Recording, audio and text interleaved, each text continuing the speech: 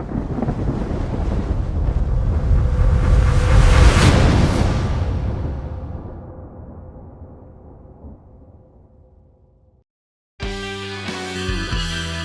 right, and welcome to a Bold Strong episode. And today we have Doug Vermeeren with us. Excited to have you. Oh, I'm totally excited to be here. This is great. For some time now. Well, we're gonna have fun. Yeah, I keep listening to you on the radio. You have these little things. Mostly it was on QR77. Cool. And yeah, it was just like you come in like packed with energy, and then it's like, and then you're gone. It's like, dang, who's this guy? Like, who was that masked man? What was that?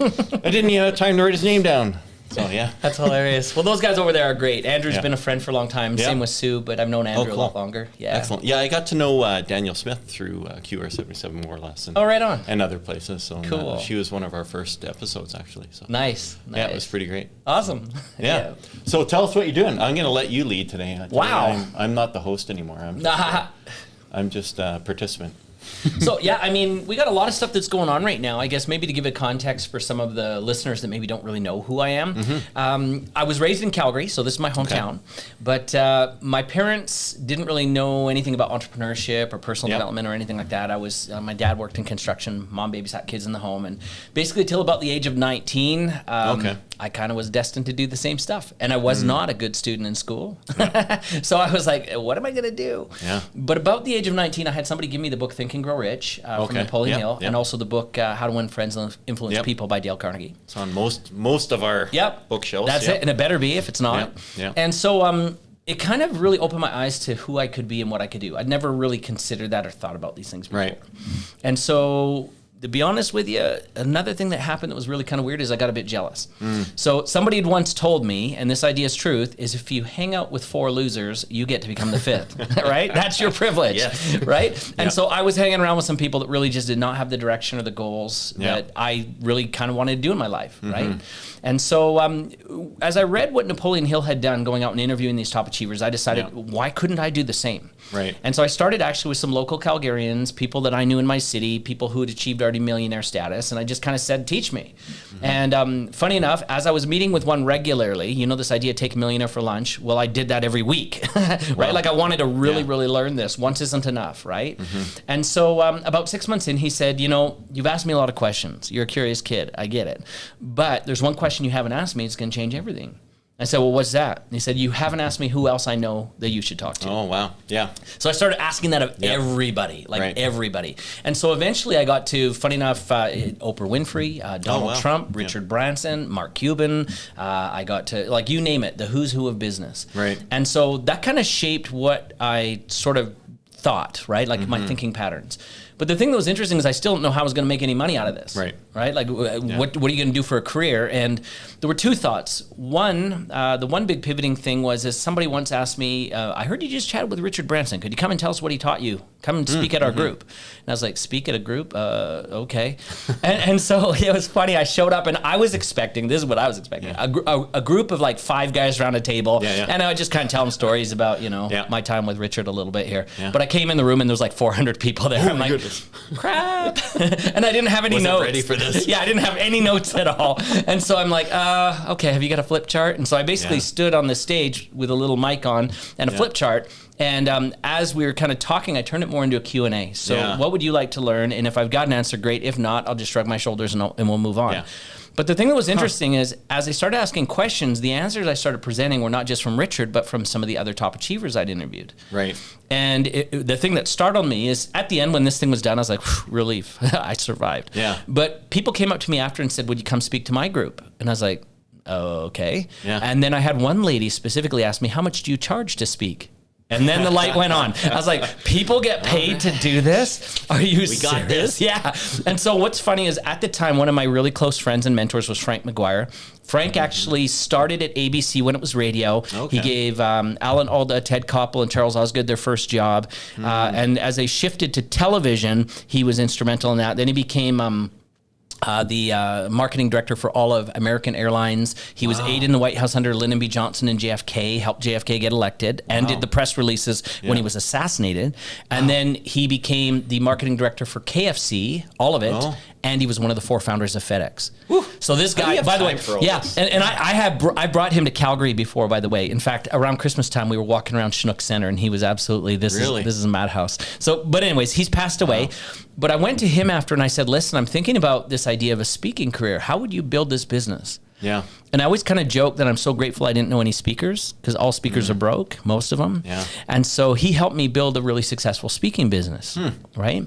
And so I started teaching that kind of stuff. And then sort of what happened is I used all the advice and the tools from a lot of the top achievers that I'd interviewed to build my first business. We were very successful. Right. And then I started also producing movies in the personal development space. So we did 4 of those. The first one, actually, we shot part of it at Heritage Park, which was hilarious. Is that right? Oh, that's cool. Yeah. And so, and so now that I do that, I've written about a dozen books. We travel the world and speak. I still do the personal development films, but I also have one foot in the Hollywood world as well, and that kind of thing. That's really great. Yeah, it's me in a nutshell. Busy. How many hours a day are you working? You're going to laugh your head off. I've got a really good team. That's good. I've got a book this year coming out called The 6-Minute Workday. Oh. Yeah, so I don't work hours every day. I actually play more than I work. Yeah, so well, that's great. Yeah. You know, it was just kind of doubling back to something you had said, kind of formative stuff, that happens. And I was saying, what got me into this? Like, what got me into, business and what put me on the track I'm on? And I think back to when I was probably 14, 15, 16, and my parents got into Amway. And, we're talking, this is a long time ago, we're talking... It's embarrassing. 40 years we ago. won't tell. 40 years ago. And they had the was a Think and Grow Rich. Yep. It was like the book, when you Everybody bought had your to have kit, it. Yeah. you got the book. That's it. And then, and you read that, I read that book and it was like, wow, this is like, and then you start doing it really. And it's interesting that was my first book. That's cool. Yeah. That's cool. I'm not sure what my first book was, probably in the Curious George series way back. But in all seriousness, when I was in high school, they made us read a couple books. And I remember I had to read a novel. And I got hooked and I read the complete James Bond series by Ian Fleming. All of them. Wow. And then the book that they assigned me, what an impressionable book, was Helter Skelter, the story of the Charlie Manson murders. Wow. Right? So, what teacher is, you've got all these kids that are impressionable. Here, read this. Yeah. I was like, and I just remember. A how-to novel? Oh, my gosh. And I just remember, honestly, I had nightmares while reading that, and it scared the heck out of me. Right, wow. So sometimes I think they could have given me Think and Grow Rich. It would have been better. Sometimes I think in school there's a shock value to. Guess what we're gonna get these kids to do. Who selected that on the committee? I've got a good one. They should have had something more productive. But that's one of the books they gave me. Wow. Yeah, it would be interesting. Have you ever created a list of and maybe not ranking them, but it would be interesting to create a list of, meaningful books. Yeah, I really suppose. Would be.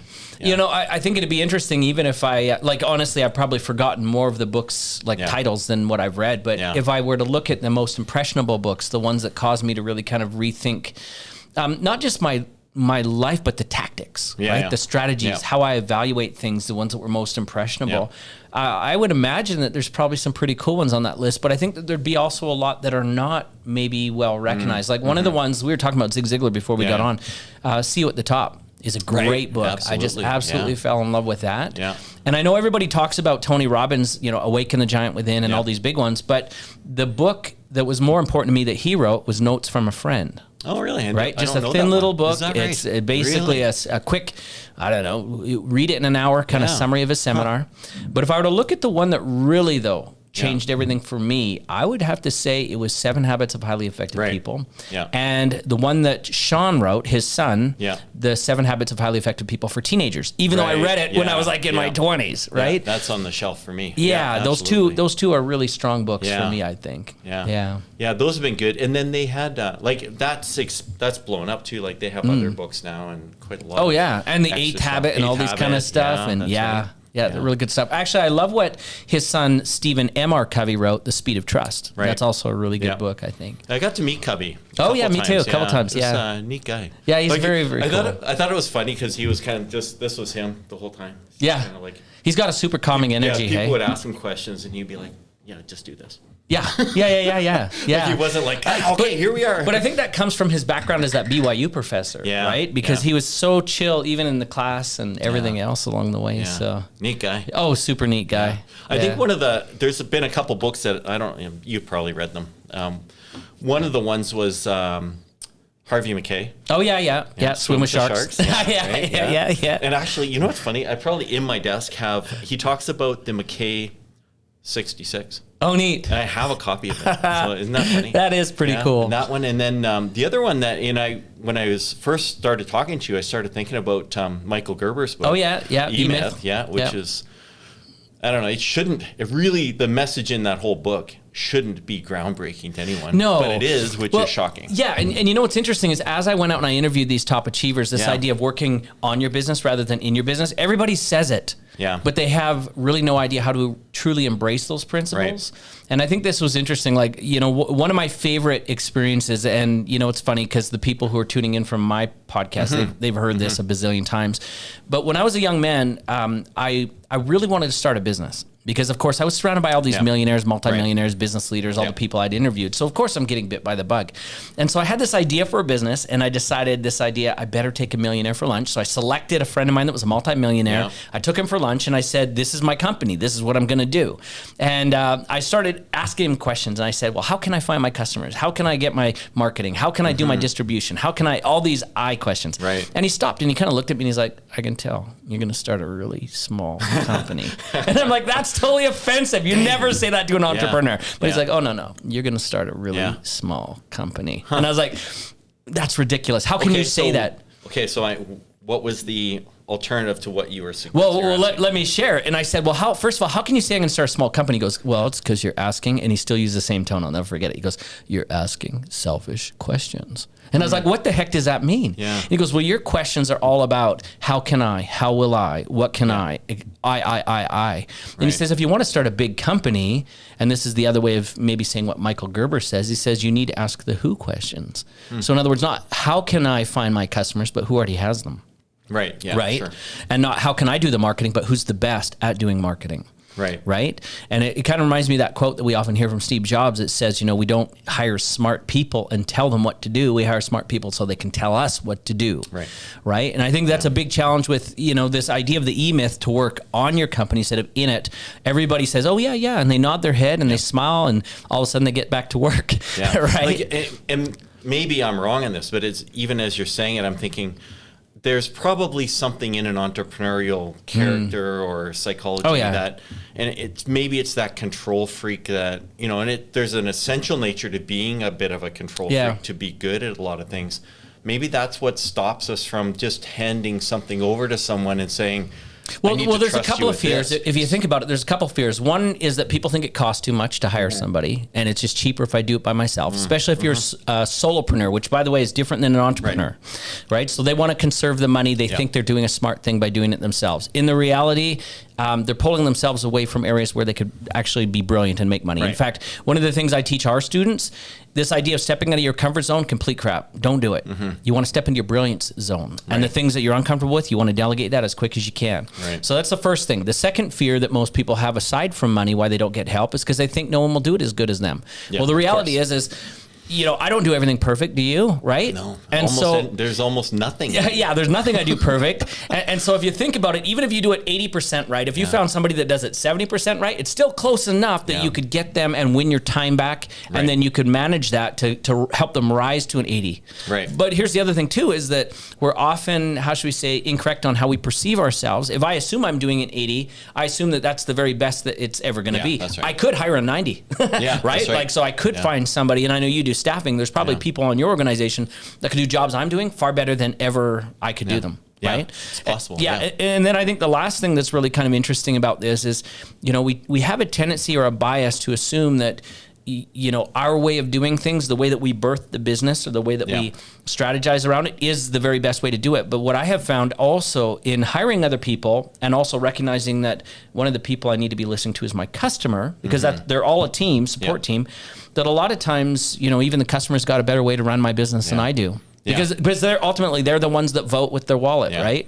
Well, one of the, I don't know if it's a quote or just saying that we have around the office and we've had for 20 plus years is that telling isn't selling. True. Like, and you're not going to sell because you've just created this great pitch. Yeah. If you build it, they will come. Yeah, not going to work. You got to ask questions. You got to figure out, and that way, that allows you to modify your offering.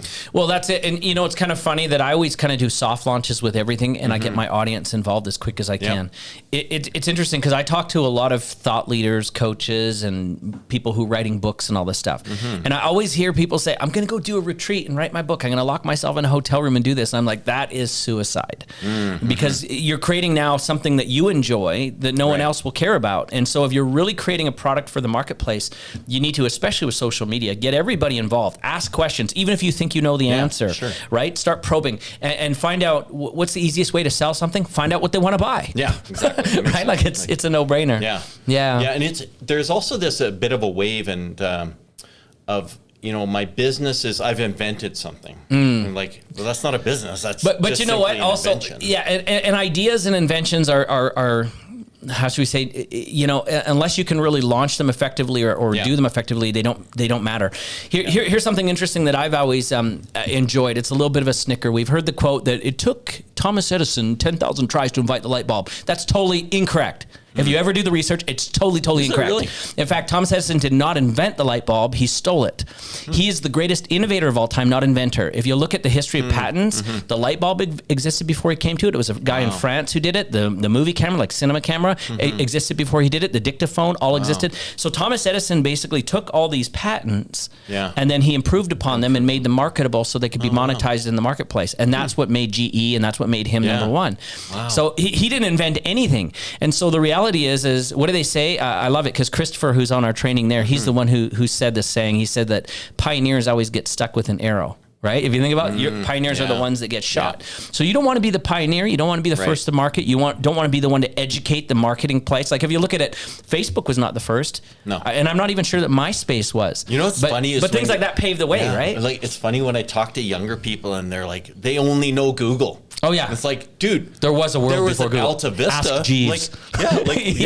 We used to use Alta Vista. We thought that was the only thing we'd ever use ever. What's Alta Vista? It doesn't even exist. Well, there's even these other ones still around, like Bing and stuff like that, right? Yeah. But Google's done a great job marketing. See, it's not always who's first to the position that owns it. It's he who can market it and defend it. Yeah, and I think you know, like as you have a product or a business, you look at it and say, okay, here's where we aren't. Do we need to shift over here or shift over here? And that's where the good business is. Where's GE now? Someone, you mentioned GE. Well, that was, like I said, Thomas Edison's company. But I mean, I don't know. I think I don't know. I don't know enough about it to say, but I assume that it's probably some Japanese company that either bought them, dismantled them, and resurrected it in another form. Yeah, and most of us would have, a book by Jack on the shelf. Somewhere, right, saying, this is how you build the number one company. And I've, maybe in the 80s. Yeah. Like, and I've told people, like, one thing that he said was that if you can't be number one or number two, I think this is a quote, more or less. If you can't be number one or number two, then get out of that market or that segment. That's not true anymore, though, if you think about it. And it's so interesting because we do a program where we work with entrepreneurs, and in fact we train coaches for entrepreneurs. Okay. And it's interesting that if we look at the space of even business coaching, it's totally changed, right? They're operating from an old paradigm that doesn't exist. There's no such thing as business hours. Brick and mortar is dead. I mean, even my customers, like for any business, they're around the world now, right? So to operate by those old rules and regulations, it doesn't work. And even if you think about for entrepreneurs, the good news is there's really no barrier to entry. You don't have to have a certain amount of money or skills to get started, and you can compete and even dominate where big boys used to rule. Yeah, and you don't even need a ton of time even. You can, you incrementally. Well, here if we go back to the definition of entrepreneur, the entrepreneur definition that I like best is one who's like, if you think about like a conductor of an orchestra, okay? The old business owner is the dude who'd step down from the podium and try and play every instrument, right? Yes. Right? He'd go from the bassoon to the cello to the whatever. But a true entrepreneur is a visionary who knows how to hire the right people to make the music. I've always thought it was funny. You probably see this a lot. My dad owns a painting company. What does he do? Well, he's a painter. That's it. So he owns it. Okay. He's a technician that basically became a small business. Yeah, that's it. That's right. Yeah. So here's a question for you, and I've done a little schooling, and we studied entrepreneurs a bit. And what's the characteristic of an entrepreneur? Like, what's that theme? How can you put your finger on an entrepreneur? How do you know that they're in there somewhere? Well, here's the deal. Putting your finger on an entrepreneur is challenging. It's kind of like trying to put your finger on a bunch of ants that are running around, right? Because entrepreneurs can pivot so quickly. And I think one of the biggest, I guess, if we look at attributes of an entrepreneur, is to recognize a challenge and then be able to adapt to solve it. Right? Yep. In fact, if we're to use an analogy, one that I like is sometimes people ask me when it comes to like achievement or goal setting, what's the difference between tenacity and stupidity? Have you ever thought about that? Right? Yeah. The reality is, you know, if you imagine that you've got two rooms that are next to each other with a wall in the middle, the stupid guy will come bang his head on the wall and he'll stay in the same place exactly again and again and again. I'm going to do this, right? And he'll never get to the other room. He'll just get a big headache because he's banging his head on the wall. But if you look at the tenacious person, he'll bang on his head on the wall and he'll go, ouch, yeah, that didn't work. And he'll find a new spot to bang. Then another, then another. And when someone comes up and says, you know what, there's a window over here or a door that you could sneak through, they'll follow those instructions from those people. And so the difference really between the two is that one is teachable, one is not. And if you think about an entrepreneur, that whole idea of adapting, successful entrepreneurs, they are not, how should we say, they're not married to their ideas. They're not committed to their ideas. They don't care who gets the credit as long as they get paid. Right? And so, you know, they're the visionary behind it, but they're always open to seeing, is there a better or easier way to do this? Can I simplify this? Can I make it more productive? It's not a matter of, it's kind of funny because you get a little sign there that says hustle and grind. You know, most of these guys who are teaching hustle and grind never tell you what to do during that time. Isn't that interesting? So the reality is it's not taking massive action. Smart entrepreneurs take deliberate action. That's the, what's that? I'm going to just steal a quote, but someone said there's a significant difference between activity and direction. Absolutely there is. So, I even say what's more important, velocity or direction, the speed at which you're doing it or the direction you're heading. And a lot of people they don't know the difference. The reality is I'd rather do, it's funny, maybe I should use it, say the story this way. So Jack Canfield, who did Chicken Soup for the Soul, is a good friend of mine. So is his partner, Mark Victor Hansen. And Mark, it's funny, when they talk about their rejection, he always says he labels it as next, right? And he always jokes and he says, they always would say, hit the road, Jack, but they never say hit the road, Mark, right? But something that Jack said that was interesting, he said, we decided when we're going to make Chicken Soup a success that we literally would do a minimum of 5 big things every day. And that's all we'd focus on. We just write down the 5 big things. You know, we're either going to send out a press release or we're going to talk to somebody or do an interview or 5 big things every single day. And I think this is a big challenge with many entrepreneurs or even small business owners is they have this massive to-do list. But what is it another friend of mine says? He says, if you got more than 5 priorities, you have none. Right? And so there's some truth to that, I think. That's and there's, you know, I guess over time we've probably all seen, okay, here's how you're going to deal with your priorities. You're gonna, you know, I saw one thing that said, look, you got to, if you have something, eat the, you know, what is it? Eat your frog. Eat the frog. And then Brian Tracy's. Others were saying, you know, you got to put it on the floor in front of you. You can't walk past it without, you know, touching it. And so there's a lot of different ways in you know, prioritizing, but you gotta. Well, here's the deal: is prioritizing is an interesting thing because if you cannot attach the tasks that you have to do to the highest values that you have, what do we say? You'll never find your willpower until you found your why power. Right? So you've got to really understand these things that I'm making on my to-do list. If I can't, like, it's one thing to make a list, it's another to complete it. But you also need to understand which ones are most important, the sequence in which they need to be done, and you won't do them unless they're attached to the goals that, like the real true values that you have. I think this is one big problem with corporate, right? Like a lot of the corporate companies, they'll tell people what their goals are. They'll give them quotas on whatever it is, sales or whatever it is, but they never really help them see the big picture. And so therefore, you're basically being assigned your goals, and therefore they have no value. Right? It's very difficult in any part of life. It is. To be assigned goals. It is. And so I think the biggest thing that corporate needs to understand, if they're going to do that, is to help people see how it connects to the mission. Right? And their mission specifically, the individuals. I've been speaking, as you know, to a few of the mayoral candidates. That's right. What's been really interesting is, you know, we look at Calgary and we say, oh, it's time for a change. And like it's this universal thing. Everyone's saying it. Everyone. Every single person on city council. It's time for a change.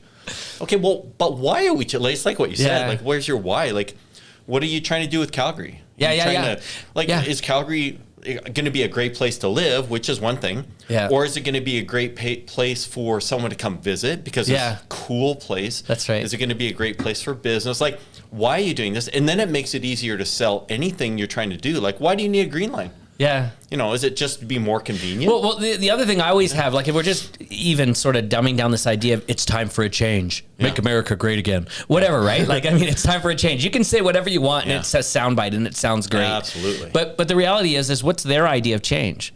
Yeah. Because the reality is, he may say, well, one of the first things that we want to do is we want to shut down all of the bike paths in the city. That'd be a good change. There you go. That's a change. But that might not be what people want, right? So we need to find a definition of what that is. I'm a firm believer that a goal that is specific and clear becomes attainable and near. That's really the truth. Yeah. And so, I mean, these mayoral candidates, I think if one of them wants to pull far ahead of the others, they need to actually do a little bit of this research of what are the real changes that the majority want, and then start talking directly. And why are we going to do? Why? Like, why do we need to do this? Like, and what's why? our city's why at this point? Why? And I think also they need to, if it is a change that they endorse, let's say they find a change that the majority wants, and it's a change they endorse. How are they going to build a story that authentically connects them to it? Yeah, and what's and a piece of this which is interesting is at the municipal level, it is government, but it's really just a big company. Yeah. And this is a board of directors. Yeah. And we're going to hire the mayor, which is essentially the chairman of the board. The CEO or chairman. Yeah.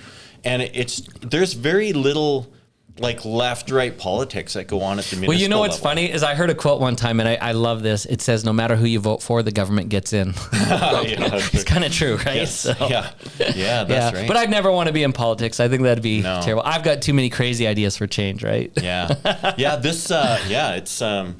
It's this go around. It's interesting how many business people are jumping in on this. So it'll be really. But you know what? In all seriousness, I love that you pointed out that government is kind of like a business, and I think I don't know. Maybe we're getting too political here. This is like the Joe Rogan show. We'll jump into religion next. Okay? Yeah, exactly. Who are going to vote off the island? Stay tuned. But in all seriousness, I've always wondered why they don't have more business people invited to participate in politics, because they know how to balance books, they know how to create profitability, they know how to do these things. Whereas what have we got? Typically career politicians or people that came up through the legal system as lawyers or what have you. And those guys, they might be okay at solving like mediation type or coming up with negotiation strategies of this nature. But I would assume that, if we really put them in a different environment, they probably wouldn't thrive the same way that a business person would. Yeah. Right. And so we need a business person, not the politician, right? Yeah, that's interesting. But we need good people in there. We do. People, for sure. Because it's a team effort in some ways. And by the way, I got to be careful. Maybe I just said something that's going to offend some politician. I'm going to get an extra tax bill this year or something, right? But in all seriousness, I think again, you've also got to have that atmosphere that those people are choosing to be in there. So there is a set of values. They do, I'm sure they've done their due diligence and the research to see how they fit. But I really think that there'd be an additional set of skills that they need there to be able to solve the complete problems. Yeah, absolutely. Right. I think there's as much as, at least at the municipal level, business and politics start to blur. Yeah, they do. But there is a difference between people who are like just business people, I think, and then people who are politicians, because you have to, like politics, you have to be entirely prepared to be scrutinized 24 hours a day. Yeah. Every single thing you're going to say is pulled apart. So that's tough. And the other thing, knowing my business friends, most of them, again, they prefer to make money rather than babysit others. Yeah, that's right. I think that this is a big distinction in politics. And, I've had a chance to meet a lot of these different politicians along the years, and some I've gotten to know a little bit on a personal level. Yeah. So I won't mention any names, but I've heard some things that they've sometimes said to me behind closed doors, privately. Yeah. And sometimes they feel like they are literally babysitting and trying to kindergarten cop everybody, right? Absolutely. And I think that you're right, just because all their ideas are being scrutinized. And let's be honest, a lot of the public, not all of them, but many of them don't have great ideas that would benefit everybody. Some of them are selfish interest, and some of them are just speaking from a lack of experience or even from ignorance. And so to try and please everybody, I think is a really tough spot to be in. There's a lot of this chameleon sort of thing going on too. It's like, how many different ways can we say the exact same thing? And how can I say it to him and have him be happy and him be happy? But I really don't agree with either of you, right? Or something like that, right? I don't. I'll never go into politics. I promise. In fact, I would be more inclined to go and hide on a deserted island somewhere. That's my ideas. Yeah. I think one of the neat things about entrepreneurs is that they often are creating an environment of success for other people. Like they are. place to go. You know, and if you think about even just the way entrepreneurs are working now, I think there's more of a tend to be the no borders, no boundaries. And so even as we're connecting that idea to the politics we've just talked about, most entrepreneurs are looking to play outside the game. And I think this is why things like Bitcoin and other things are so frightening to politics, because they can't control some of these things. And even taxation, this is why I think they want to go to digital currency, because well, number one, if you're the kid who gets $5 in a birthday card from his grandma, you know, I mean, maybe they're not concerned about that, but now they're going to control that too. Yeah. But if I'm like, exactly, which is crazy. Getting a code inside a birthday card, you know, grab it, just scan it, and you tax your $5, and all of a sudden it's down to $250 just that instantly. I mean, it's going to happen.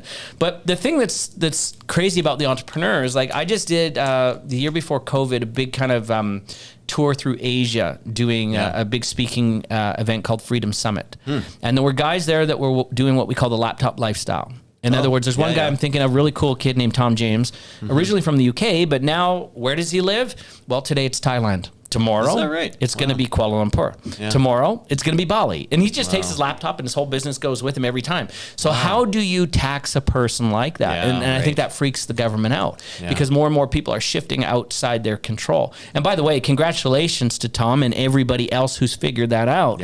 Because it just shows that, how do we say, and I'm trying to be nice here, a lot of the political systems and even business systems and things that are running are, you know, archaic.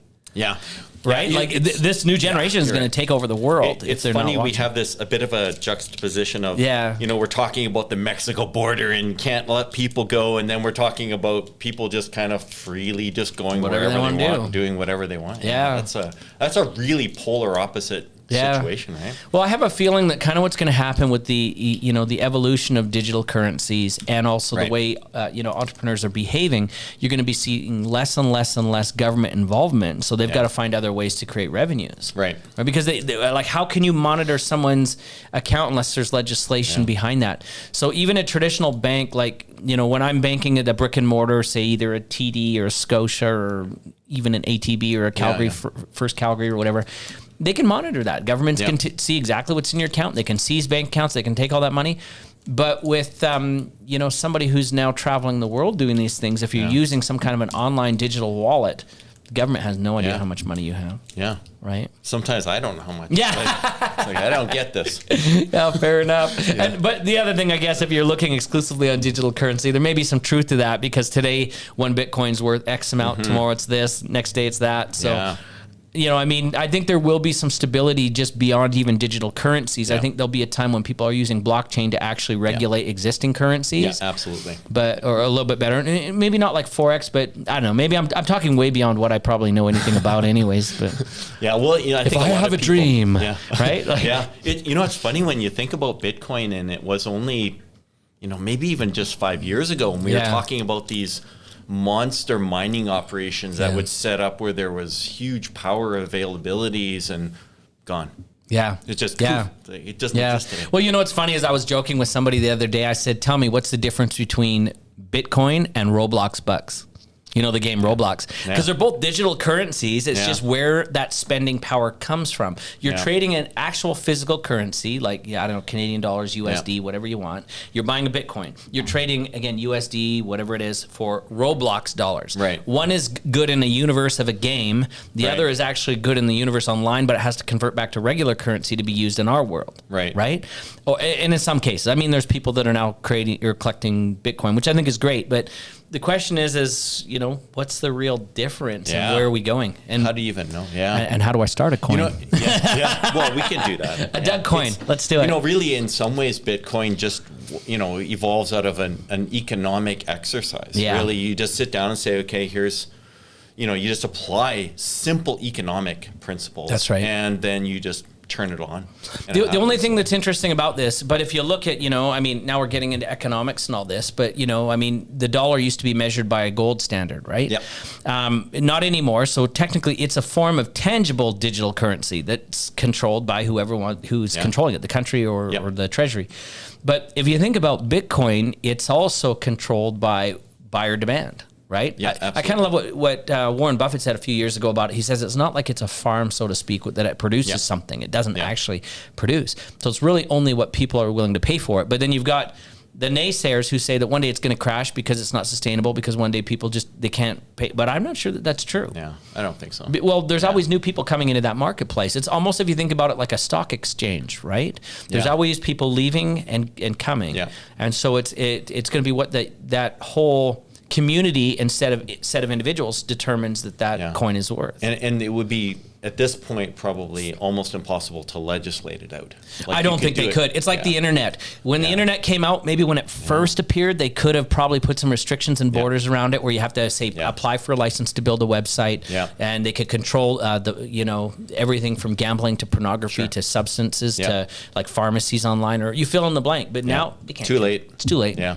Right. You know, it's interesting. You mentioned an online game type environment, but when we look at entrepreneurs, what's getting in the way now? Like, has that changed? Because I think, in the past, it was simple. You'd say what got in the way was, steel was expensive or unavailable to an entrepreneur, so it made a barrier to entry worse. But at some levels now, I think there's got to be some kind of shift now that is technology as much a motivator as also a detractor from success, or like what gets I think that there can be some intimidating factors there. Yeah. Do I know the technology? But the reality is I think that's always going to come back to the individual entrepreneur, because what's the biggest enemy? It's going to be you. Mm-hmm. It's going to be your doubts, right? So the reality is when I'm building a company or a business, the way that I start is back to what we talked about a minute ago about I actually make a list of who could do this, who could solve that, who could. Yeah. So if you think about it, maybe we'll give it in another context. Okay, so they always say you got to think big.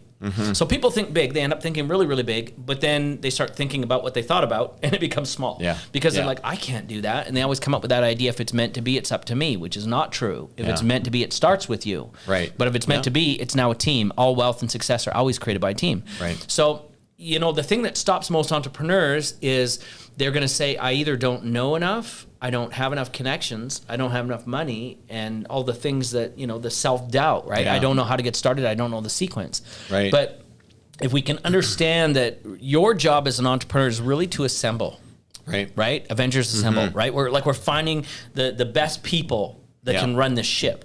And the minute that you take an oar to drive the ship, you're done, right? So I think that's the biggest limiting factor. And of course, when it comes to technology is changing so quickly that if you think that you've got to figure it out and master it yourself, you're going to die with it. In fact, one of my favorite books that we didn't mention is Outliers by Malcolm Gladwell. Yeah. Brilliant book. Absolutely. Yeah, and in it, remember he talks about this study of it takes 10,000 hours to become an expert at any given thing. Right. And he uses all kinds of really awesome examples. But I think one place where he missed it is the truth is it doesn't have to be your 10,000 hours, right? It takes 10,000 hours to get to expert level, but you can borrow those, right? You can rent them, you can buy them. Like, it's funny, I've got, like we do online courses and all kinds of other stuff. I made all these movies and all this kind of stuff. Here's a funny story maybe about the first movie that I did. Like I said, we shot at Heritage Park. Mm-hmm. So I went to film school when I was a kid. Oh, cool. I loved it. It was fun. I got pretty good grades, but I was mostly focused on screenwriting. Right? Okay. So for the first time, I was invited to direct a movie, and I was a little nervous, right? Yeah. So I was like, oh, what do you do? So I talked to a friend of mine that used to be a film teacher over at SAIT, and he helped me find a cinematographer that had worked on a variety of Hollywood movies that have come through our city. Like ones that Shanghai Noon, Shanghai Nights, Brokeback Mountain, all the big ones, right? And so I hired him as the cinematographer. I shared with him the script, went through some storyboards of my vision, and then on the day of the movie, when we were shooting over at Heritage Park, he brought his lighting team in, and he brought all the gear in, and he brought a crew. And now I'm the director. So what am I thinking? Oh, I got to boss these guys around? I said, no, I'm just going to be quiet. So I said to him, set up the shot. And then he would call me in. I'd come and I'd look at the shot, and he'd say, okay, do you have any ideas on changes and things like that? I'd look around. At first, I'd kind of fake it, and I'd pretend I'm adjusting the lights. Moving something. And then move it right back where it was. Kind of just really careful, pretending like I knew something. But the reality is I'd always kind of just be a better listener than a leader. Right? I knew what I wanted. And if it was drastically different, I'll tell him, but I'm going to trust in his experience. Right. And I think this is the thing that more entrepreneurs need to do is they need to surround themselves with the very top people that they can totally find. Let them do their job. Yeah. Because the reality is, like I like to use the analogy of my movie as well. Well, on the cover it says a film by Douglas Vermeeren. But if you look at the credits, there's a lot more names there than just mine. Yeah, absolutely. Right? You got hair, makeup, you got sound, you got music, you got the actors that were in it. So technically I got credit, I got paid, but it's not me that did all the work. Yeah. And I think that's a smart entrepreneur who can kind of coordinate these, right? Like, again, this analogy of a composer. And, I think one of the interesting things, and as I've seen entrepreneurs, and, I've seen so many young people, that I've talked to, and they're like, I want to be, even as far as I want to be the CEO. Yeah. It's like, that's nice. You're not going to be the CEO based on that thought right there. Yeah, and, fair enough. And like, okay, well, you got to do something now. You can't just think about it, and you got to actually commit to something and get it done. And like, you could read 1,000 books. Yeah. But you still got to do something. You can't just do it. That reminds me of a quote that I love to thrash. Okay, are you ready? You've heard it? Give a man a fish and he eats for a day. Teach a man to fish and he fishes for life. That's total bullcrap. I haven't fished for years. Yeah, there you go. Maybe we'll go later today. But in all seriousness, this idea of teaching a man to fish is still limited. Like, I got lots of people that come to my seminars and they learn and they do nothing. And I see them at the exact next seminar and blah, blah, blah.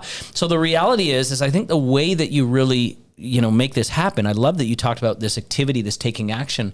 So if I was to rewrite that quote, I'd say, give a man a fish and, he eats for a day. Teach a man to fish and he understands fishing a little bit better. Yeah. And if you take him to the lake, put a fishing rod in his hand and fish with him, now he will fish for life. Yeah. And so it's that idea of implementation under effective mentorship, maybe. Why do people want to fish so much? I don't know. It's like, maybe change the quote. Pick up an egg, you've got an egg. Let it hatch, you've got a chicken. Take the chicken over to KFC, you've got now a meal. Yeah. Like, I don't know. Like, we'll come up with a new analogy or something. I don't know.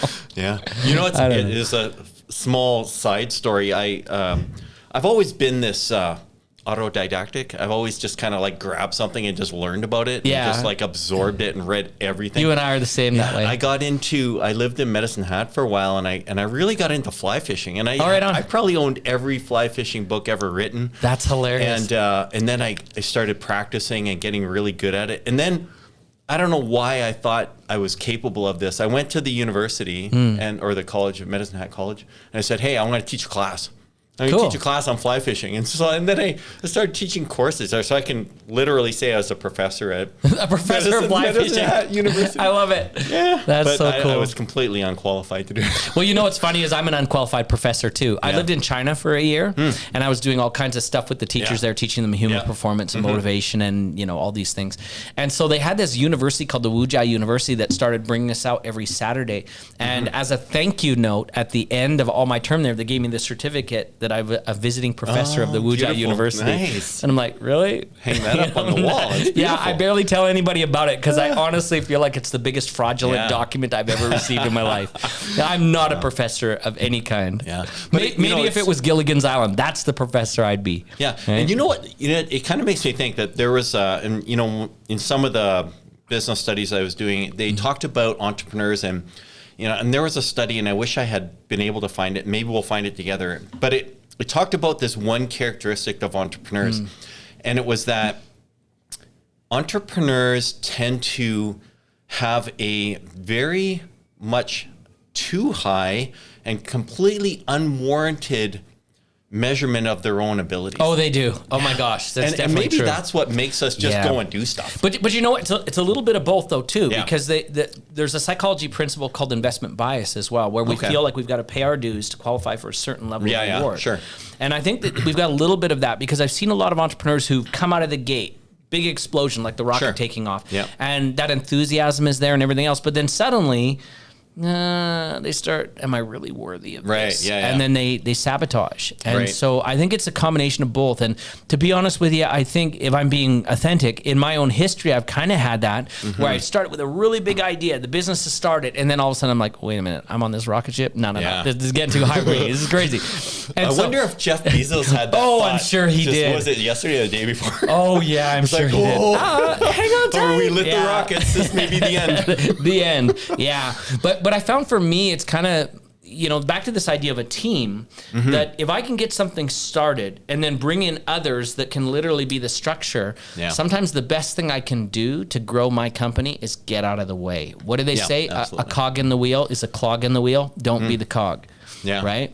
So how do you, I guess, at some levels, oh, I just need to hire people, or I just need to. But like, I think good entrepreneurs are also people that would get behind. Yes. And you know, leaders attract people to follow. Like they, well, you know, there's a part of that. It's also kind of like that idea of, you hear of everybody say, if you want to be successful, you got to use OPM, other people's money, leverage, right? Yeah. And one of the early lessons that I learned in my business was that no one's willing to give me their money until they see that I'm using my money properly. Yep. And that applies to everything: time, knowledge, effort, etc. And so how do we say, I'm not saying you got to hide all your weak moments. Like when you're playing hooky, don't do that in front of everybody. But you do really need to maintain that idea that you're just as committed, if not more so, than everybody, because that's going to determine the level of everything. I remember one of the first businesses that I started, I actually ran a casting directory for film and TV online on the internet. Oh, wow. Yeah. Wow. Yeah, we sold it later, did really well. But I had staff that was there that would meet with actors and actresses, because we still needed a brick and mortar component at that time. People weren't so internet. And I basically got to the point where I could let these people, my team, work it without me. I didn't even have to show up. It's a great feeling. Yeah. But what I would sometimes do from time to time is I would show up in shorts and a t-shirt and flip-flops and say, hey, everybody, how's it going? I was just passing by, blah, blah, blah. Well, I look like I'm on my way to a Hawaiian holiday or something, right? Yeah. And I would notice that whenever I do that, the productivity would kind of, Doug's taking a break. We can take a break. Right. Absolutely. And so I always made it really, and I know this is going to sound crazy, but I would even sometimes just go home, put on a suit, dress like I'm busy, even bring a couple of my busy friends with me where we're looking like we're surveying everything. Yeah. These are some of the partners. And I would come in and I would, how do we say, act and put on a show that we're important. This is busy. You're important. Keep going. Right. And then I'd leave and I'd go home. I think there's a neat book. I'd have to just take a look. It's on my shelf. And I think it's called CEO Speak. Okay. And it was written by a couple of ladies. I haven't looked at it for years, but it was written by a couple ladies, I think, that specifically their business was to coach CEOs on how to act. Oh, like a interesting. CEO, you know? Yeah, I've not read that book. Yeah, that was a neat idea, because it's kind of what you're talking about. Is you have to present a certain way because people need to get behind you and feel. And you know, like as an interesting example of this, I had a friend who's now passed, and the guy was magnanimous, I guess. He drove a Lamborghini and a Bentley, and you know, maybe he could afford it or maybe he couldn't. But what it did was it made people look to him as someone who could do that. Well, you know, it's funny. Get behind it. I just actually not too long ago sold a 360 Medina Spider Ferrari. That was the one that I owned. Yeah. And I would bring it to events that I would do and just simply park it out front. Yep. And it changed everything, right? Yeah. So, by the way, I'm thinking of buying another one. But the problem with the Ferrari, to be honest with you, two problems. Calgary weather. So the last summer that I had it, I drove it literally 6 times. Right? Yeah, it's not. So it wasn't good. And then get this. So I've got some kids, and one of my sons wanted a car, and I had to go do, I think it was a belt change and something with the transmission on the Ferrari. It cost me $21,000. And my son gave me the meanest look as I came out of there paying that bill because he wanted a car, right? So, Dad, that was the car. Ooh, right? Yeah. Yeah. So well, my friend who had these Lamborghinis, and he had a couple, and he always like, how can you know, like, why do you choose this? Like, how you must be shopping all the time. And he says, well, you got to spend your money on something. True. So like, true. So that's what he cared about. He drove his cars year round. Yeah, yeah. And you know what? I did a lot too. Like I ended up doing that, you know. But what's interesting is, I don't know if I told you this, I just actually finished a study of 700 millionaires. Yeah, I heard that. That was on, you were on 7. Okay, yeah, on QR77 talking about that. And so what's interesting is we looked at some of their spending habits. And yes, there are many of them that buy these luxury cars and other toys and, you know, wherever they find value, right? But the thing that's interesting is a lot of people that are gurus out there kind of teach it wrong. Right. And this idea of on the social media that we see people who are kind of fake rich.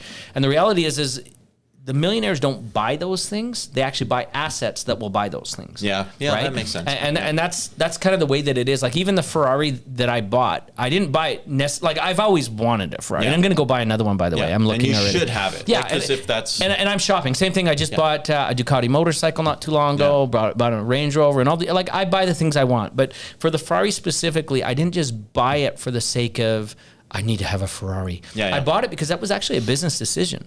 I Right. knew that, number one, a portion of that, or maybe all of it, is going to be tax deductible Sure. because I'm using it in my business for certain purposes. Yeah.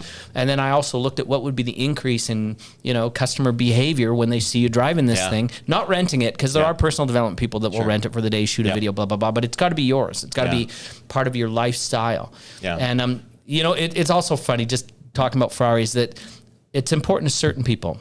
Right. And other I'm not just people don't talking. care. Yeah, I'm not talking just you, but your customers too. Yeah. I'll never forget. This is a funny story. I came into a dry cleaners one time, and I pulled into the Ferrari. I was just going to stop in and get my dry cleaning, and this girl behind the counter goes, "Ooh, are you married?" And I said, "Yeah, I am." And then the guy behind me said, "I'm not." And she turned to him and she said this. She goes, "I wasn't asking you." I thought that was hilarious. Right? awesome. So to some people, it's important. Yeah. And then I also pulled into a place to pick up my printing one time from a print shop.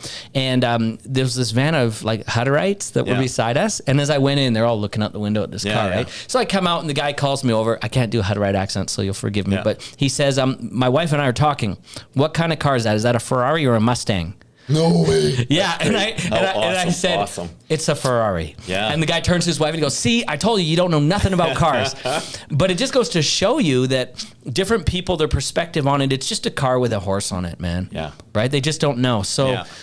if you're going to end up buying toys like that, it's got to be partially for you, but you've got to understand if it has any meaning to your audience I as think well. there's an interesting and complicated interplay psychologically. We all know about vision boards, and it's why does that work, or does it work? And am I really? And also, how can you aspiring- accelerate it? Yeah, like am I Yeah. aspiring to a 250-foot yacht? Like, is that really?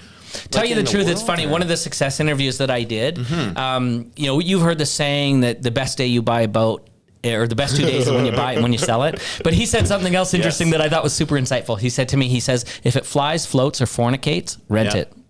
Oh yeah. Because the Yeah. reality is just the cost to maintain boats for the amount of time that you're on it. Right. It's not super Well, practical. and I think wasn't it in Rich Dad Poor Dad where he talks about you buy appreciating assets Yeah. and you rent depreciating Correct. assets. Yeah, absolutely. As a policy. Yeah.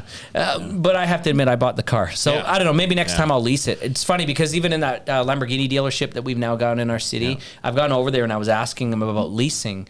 And there are some really great opportunities Sure. there, right? And if you know, from a tax point of view, again, I'm not an accountant, so don't quote me and all Yeah. this stuff. But if you set it up right, I mean, the lease is technically deductible if you're doing it through your Yeah, company to some extent. absolutely. So why wouldn't Yeah. you do that? Yeah, like, and Yeah. if it's nothing more than a marketing piece. Actually, here's a funny thing. I years ago, through the business, I bought and built a 1970 Barracuda. Oh, right on. And it was absolutely pimped out. Like Nice. it was crazy, this car. And so the oil and gas show came to Calgary, Oh, right and on. they had the thing at the BMO. Yeah. And so it wasn't even running. Like, I hadn't got it to that point. And so we rolled it. Like, we literally pushed it Tow into it our in booth. and- And I remember going to the booth first thing in the morning the next day, and there was 3 guys laying on their backs underneath the car, Checking it out. looking at it, and I was like, "Man, this is amazing!" So it was hilarious. just an attention thing that. Oh yeah, well that's just the same made with the people Ferrari. think. But Yeah. I was parked down by Eau Claire one time, Yeah. and so I just parked in one of those spots. You know how sometimes it's not really a parking Yeah. spot, but you can kind of get away Sure. with it. Yeah, yeah. And I came back and there was some kids doing pictures around it, and one girl sitting on the car. seriously. It's like, what the heck are you doing? But anyway, so I didn't get mad. Yeah. I just kind of sat there and I was praying that the little rivets on her jeans wouldn't just leave me a good mark. So anyways, they were all talking about how cool this car is, and I'm kind of playing dumb behind him. Oh yeah, it is a cool car and all this stuff. And here, I can take your picture. I'm just kind of making sure they're careful on it. Finally, after they're all done doing the thing, they're kind of commenting, well, I wonder where the guys that owns it. And I go, oh, it's me. I can. And you just seen their faces, just like, right? So it's pretty funny. I think sometimes at certainly a lesser level than a Ferrari or, another car is, I think there is some value to, it doesn't even, you don't even absolutely have to be an entrepreneur, but of course the entrepreneur has some added value, is to just aspire to better things. Well, yeah. And I've taken even salespeople from here and said, listen, we're going over to Brinkhouse Jewelers, and we're going to look at a watch that you literally can afford. Yeah. That you put it on your wrist, it's going to change who you are going forward. It's going to make you think differently about who you are. I love that you talk about watches because I collect Tag Heuers. Okay. So it's kind of funny, but I agree with that. I was on Fox a while ago, and we were talking about that every purchase that we make is an investment. Yeah. And she says, well, what do you mean your Starbucks is an investment in the morning? And I kind of think it is, because I've met people who, again, Starbucks in the morning has a lot to do with their performance during the day. Sure. Right. And if you think about it, I don't know about me and you. Like today, I'm pretty casual. You look nice. I look casual. I'm kind of casual. I know. I never know how to dress. but it's good. But there's certain outfits that I have. Like if I'm going to meet with a certain business meeting, I'll put on that outfit because that is what will give me power. Right? Yeah, absolutely. And so I believe that everything to some extent is that investment. Your power suit or whatever it is. And a little saying that I think is worth thinking about is like a lifeguard can't save others till they know how to swim.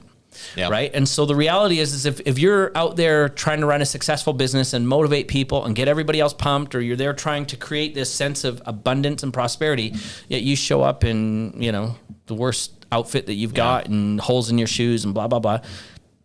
You don't believe it yourself, so why would anybody else? I don't know who said this quote. We're throwing out all these quotes. That like, keeps it fun. Leader of the speed of the leader, speed of the pack. True. Who even said it, it's definitely true. It's like you said, if you show up for work in shorts, the very next day everyone will be in shorts. Yep. And then 100%. And then so it's something I'm very cognizant of is you got to dress, because if you don't, everyone below you is gonna. Yeah. Well, there's that old saying, dress for success. But I think even before that, there needs to be a clear definition of what success is. Yeah. Because I've got friends, again, that as CEOs of their company or even as speakers or leaders, they show up in T-shirt and jeans. In fact, I actually did a seminar on a cruise line one time, and I was barefoot in my swimming trunks, and the boat was shaking, and I was going from one side to the other side. That's awesome. It was hilarious. We had big storms. Yeah. But in that setting, we've defined what success is, right? Yeah. And that same group had seen me in another setting where I actually, again, was dressed the part what they expected. Right. And so I think we need to manage those expectations as well along the way, right? Yeah. Especially for the productivity part. Yeah. And I was in the Navy for a heartbeat, and cool. And and everyone, there's a parade every day. You have to be dressed properly. Yeah. And I was an air cadet for a while. Oh. Yeah. Yeah. So like why? Like, could you not march in t-shirt and jeans? Like, you could march. You don't have to be in a suit, but it changes the It also creates that team feeling. It's a team feeling. Yeah. So when you have, it's a rate buster is when someone goes and does something outside of the norm, and then it does affect the team. True enough. And then you either see the team kind of force that person out. It's like sociology, you force that person out, or the team kind of follows that person because that's more attractive. Well, if you think about it, if you've got no requirement to conform to values, then you're going to have multiple values. Yeah, that's right. And that's the big problem about it. Yeah. Big challenge. Yeah. So we have our team is essentially all salespeople here, and so it's interesting because they're very, they just morph constantly, and it's interesting. I never know what I'm walking into. Well, even the sales dynamic has totally changed in the world. What's interesting is a lot of the sales material that I've read, and I teach a lot of sales too, but they don't understand that people make sales decisions in different ways. So, for example, we do not buy, for example, an insurance the same way we buy shoes, or we don't buy, a movie ticket the same way as we buy, say, your car or whatever. Right. But all the sales books take people through the same pattern, and that's not how process, people make decisions. That's interesting. Right. And one of these days we'll have to have a conversation around sales. But I've spent a lot of time studying brain science and psychology, especially with our new movie called How Thoughts Become Things, and to look at how people actually make the decisions to purchase, and really something what we would call influence selling. Right. So how is it that people, are first of all influenced to even consider, and then ultimately not just become a customer, but an ongoing loyal client? Yeah. Right. Especially in today's environment. And again, no disrespect to some of the sales leaders that are out there teaching this stuff, because many of them are personal friends of mine. But the landscape has changed since the 80s and 90s. And I don't know about you, but even last time, I went and bought a vehicle, I was sitting there buying a Jeep Wrangler, and I'm pulling up with my phone, and I'm comparing what he's telling me in real time to see what other deals are around that are better. Yeah. And the thing is people don't buy the same way anymore, and you've got to understand it's totally different. There's going to be some kind of the core psychology, some of the baseline stuff there is similar, what I call the core sequencing. Yeah. Meaning, and even then it's changed, because it used to be that someone, to use Zig Ziglar's words, would be a suspect. Yeah. Then they'd be a prospect. Right. Then they'd be a customer. Yeah. And then possibly a referral. Right. But the reality is now we have even stages before that. If you think about your social media, for example, you've got contacts that are technically not connections, which is different. Yes. Right? That's right. In fact, I was at an event a little while ago, and I met this guy, kind of like you and me. We get along really well. I was like, you're so cool. This is totally awesome. And we both reach our phone. We go, I got to add you on Facebook. We went to Facebook, and we were already friends. Oh, that's awesome. Yeah, right? So we're like, this is nuts. We've already been friends for like our friend anniversary for 4 years is coming up. Yet we've never connected. Yeah, isn't it? Those friend anniversary things. And so I think that this is something that a lot of sales people don't understand the difference today of now. How do you take a connection, make them a contact, then make them an engaged contact, and then someone who is technically a suspect, meaning they're good to go, and then prospect where they're qualified. Yeah, I think there's, and then there's levels beyond that too that didn't exist before either. And there's applicability to the entrepreneur, of course, because a good entrepreneur, like in some levels, you start to say, sales. There's a little dirtiness to it, like we think. Depends how you do it, like right away. Yeah, yeah. But a good entrepreneur, they're still selling you, and they're not like pitching you, but they sell you through presence, through leadership qualities, through the way they talk. Yeah, and you just want to buy them. Like you're kind of buying. If you think of what sales really is, sales is an invitation to continue the relationship.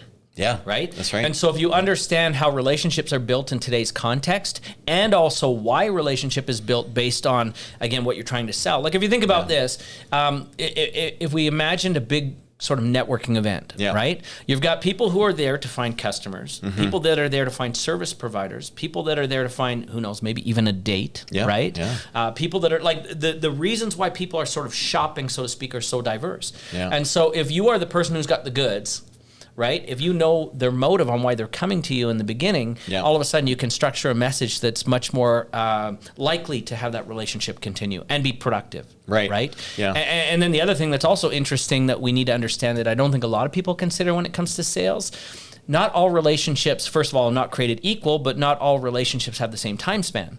So if I've got a product or service that's completely transactional and there's no real second purchase involved or anything like that, I'm going to have a different approach and say something that's going to be, let's just use an example, a weekly subscription. Right. Yeah. So it's totally different, and I don't think a lot of people are addressing that.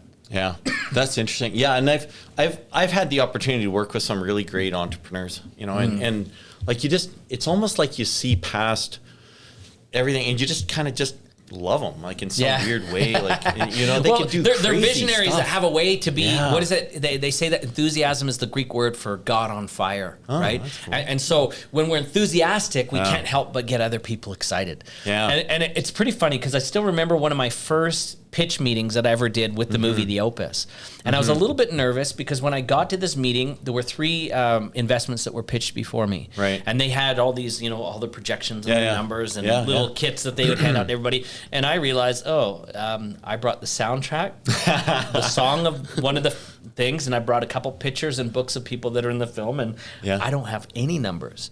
So after these guys had presented all their complicated offerings, I came up and I basically started my presentation by putting in the music in, and I just basically asked the audience, imagine. And I told them this. And then when the music stopped, I said, and in this movie, we've got this person, and I showed the books, and I said, and that's my presentation. Yeah. And what's funny is I found out later that I outraised everybody 7-1. Wow. Right? So it's that energy that's contagious, right? Yeah. They felt like they were part of a movement. They were part of something special. And I think that this is it for entrepreneurs. They have that gift of really communicating a vision of something where you can tangibly see it. It's kind of like that story. You've heard this one before where, Walt Disney had died. Disney World was about to open, and, they had the media come through, and Roy Disney, Walt Disney's brother, was there fielding questions from the media, and this little reporter raised his hand. He goes, well, how do you think... Walt would have felt seeing this today, considering he never had a chance to see it before he died. And Roy kind of stopped there, gave him the death glare, and then said, you know what, if he hadn't seen it in advance of all of us, you never would have seen it at all. Absolutely. And I think that's the thing an entrepreneur can do is see it, but help other people see it, and then create it. So, and like as I said, I've talked to lots of, young people that perceive themselves as entrepreneurs. And I think there's this sort of mentality that entrepreneurship is really just this door you walk through, and then like, you know, you're not an entrepreneur, then you walk through the door, and then you're and there's a also business so owner. many poor definitions of entrepreneur out there sure. as well, right? Yeah. Like the reality is anybody that, you know, how do we say, even just sells something online once, or somebody that drop ships or white labels, or they think they're all entrepreneurs, and that's not really the case. Yeah. But, yeah. Well, and part of the challenge is the way the media presents it. Like, you know, everyone knows Jeff Bezos. Yeah. In fact, they make him a hero, and Elon Musk. I bought this mic from him just with and this one too. Yeah, isn't that great? Thank you, and, Jeff. You know, thanks, Jeff. But like, what was he doing before? Like, and I think you don't just become an entrepreneur tomorrow. Like, no. And it's kind of like working out. You got to do some push-ups, and then. Yep. In fact, I did an article. I wrote an article on Jeff for Entrepreneur Success Magazine. Oh, cool. By the way, if anybody wants that magazine, it's a free subscription, entrepreneursuccessmagazine.com. Entrepreneur Success. Yeah. But I wrote an article on him, and it's interesting to notice his life journey, that already, even at a young age, you know, there were things he was doing and things he was learning. And, you know, he went to school and got a certain, you know, level of expertise on certain things. And he chose early on in his career to study kind of where trends were going, like the internet and these things. Yeah, so right. A lot of people say, oh, yeah, he just started this website and became super uber successful. Yeah. But that's not the way it worked at all. It was very calculated, and there were a lot of errors and trials and things. And if you look at also the successes that Amazon has had and the failures, there's actually been quite a few failures. Yeah. Right? Absolutely. Quite a few things they tried that just cost a lot of money. Well, I think it's interesting because, you know, in some ways you could say, okay, is there like an actual roadmap to entrepreneurship? And, you know, maybe we could kind of synthesize something. And I think you point out one thing where, you know, you're going out and meeting people that are successful. And that is actually on the map somewhere. Like, well, you should do of that. course, you know, this idea of networking, it's funny because you see a lot of people on the internet right now saying that sales is the highest value skill. It's not. Creating and maintaining high level relationships is the highest value skill, period. Yeah. But there is kind of a sequence, if you will, that's required for all successful entrepreneurs that they have in common. The reality, though, is the approach to those and the content of those sequence elements are not always the same. Yeah. It's funny because I'm also a graduate of the Harvard Business School's entrepreneur program. Okay. And the way that they kind of shared it, I thought was really very insightful. And they talked a little bit about how do you take this idea to the point where you've got other people that will start to believe in it so that it can be monetized. And then it's a series of experiments. And I think this is where a lot of people miss out on, that every time we do an experiment and it's successful, the valuation of the company increases and its ability to attract more talent increases, its brand awareness increases, everything. So every experiment has the benefit, but at the same time, not every experiment works. Yeah, that's right. And so, you know, what do they say? There's 3 things you can never run out of if you're going to start a business. That's time, trust, and money. And so if you run out of any of those 3, generally you're dead in the water. So how can you continually run these experiments to keep those 3 intact and grow the company? And then I might mention that a lot of entrepreneurs, they have the idea, like what we talked about, but if we looked at, I don't know, you can pick up almost any company, right? Even, let's say, Apple. Yeah. Their original idea to create a home computer, blah, blah, blah. I would really want to see their numbers because I think they've probably got far more sales that have happened on their phones or their iPads or, you know, I mean, the computer is still probably a core part of their business and everything's connected to some extent. But even how much have they made over the years on iTunes or, you know, even selling the cloud now? So the reality is everything that they've created since then has been an experiment. So, you know, where's your finish line, right? Yeah, there's no such thing. There better be no such thing if you're going to stay in business, or you're going to be Blockbusters, right? Yeah. Right? Tragic story. Yeah. So. Let's just ruminate on Blockbuster. Well, you know that Blockbusters actually had the opportunity to buy Netflix at one point. That's right. And the thing that I always find astounding, Blockbusters had been renting DVDs and videos, like from back in the day, VHS cassettes, right? So they already had all the relationships with the studios. They could demonstrate that they know how to move product. And, you know, I mean, they have an audience base. I mean, I'm sure they had everybody's email. I know they had my phone number because I would get calls on your video is late, right? You know, whatever. Please bring back Pulp Fiction. We need it or whatever, right? But the reality is they had a massive competitive advantage had they decided to enter that. But I don't know. Yeah, it was almost like a too little, too late. Like who's the guy that dropped the ball, right? Yeah, it was funny. I was driving by what would have been an old Blockbusters with my daughter, who's 15, and I said, that piece of concrete, and you see that metal plate there, that used to hold a box. Yeah. And we used to go there and put the movies in that box at the end of the day. And she's just staring at me. It's like, what are you talking about? What are you talking about? Yeah. That's not how you get movies. Yeah. Well, I remember not too long ago, I was showing some young friends a cassette tape. Oh, yeah. Yeah. What is this? Right. Yeah. Well, actually, here's a funny story for you. I have to tell you a true story too. Yeah. You know how you get these scam callers that are like from India or someplace, and they say, "Sir, you've got a problem with your computer." Oh, yeah, you know, yeah. and they're just trying to get in and hack you, of course. Yeah. So I said, "Oh yes, thank goodness you called. I've got a problem with my computer. Just hang tight." And he's getting all giddy and excited because you know he's got a fish on the line, right? Right? So I'm like, "Yeah, okay, just let me get it started. It's getting started." He's like, "Okay, sir, tell me when it started. It's going to take a while. It's getting started." Finally, he asked me, "What kind of computer do you have?" And I said, "A Commodore 64." Ooh, that was I not win, on the one list. for me. Yeah. But he hung up and he was mad. Yeah. But it was hilarious. For those of you listening, just Google Commodore 64 and you'll see why this guy got mad. We should all have a Commodore 64. That's we should hilarious. just go out and buy one and just have it I never on the had one. shelf. My family was too broke. Yeah. We didn't have any money. I think we had So- an Apple IIe like when we were Oh, I never kids had that or either. something like that. We had a video game system. It was called the Odyssey 2000 or something. It was like a that. knockoff. It was a knockoff. My parents couldn't buy the real deal. Yeah. But it was fun. I mean, it had like 4 games, whatever. You know what's like? I don't know how old you are, and let's not talk about it too much. But I feel like I grew up just before video games. Yeah, Like, me and it too. was, Kind of on like, the cusp. And my fingers don't do what my Yeah, yeah. younger brother's fingers. Like, he's only a couple years younger, and I just have zero. One of my interest uncles in had it. the original Atari, but he also had that game Pong, you know, with the little paddles to bounce the ball. Yeah, yeah. So, I mean, that's kind of my experience. But my family never had any money, so I never, ever really had games. My little brothers, they started kind of getting in on that, and I think they had that original Nintendo. Yeah. But I still remember the day that my dad brought home the first VHS player machine. Yeah. I still remember that. Yeah. Yeah. We had Beta. He wouldn't let us touch we were it. cheap. Beta. I don't know. I heard Beta was better, but I haven't been able to No. backtrack and watch it. My first movie we shot on Betacam SP, which is a beta format, right? But again, that shows how old I am. That first movie we did in 2008. So Wow. Yeah. Isn't that crazy? Yeah. Man?